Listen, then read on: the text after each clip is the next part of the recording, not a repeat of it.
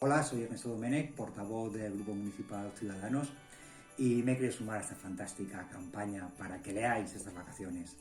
Y os recomiendo dos sagas que a mí me engancharon desde el primer día y que me leí en sendas vacaciones en Navidad. Por una parte, Las aventuras y desventuras de Cienfuegos, de Alberto Vázquez Figueroa.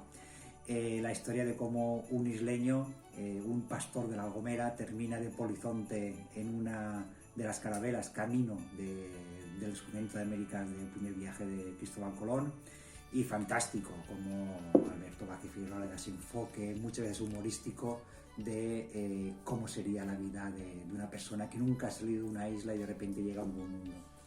Por otra parte, La brújula dorada de Philip Pullman, una auténtica historia de aventuras en la cual vivimos un mundo donde las almas se materializan en forma de animales de compañía que nos acompañan durante nuestra vida y en la cual podemos hablar, dialogar y razonar con ellas.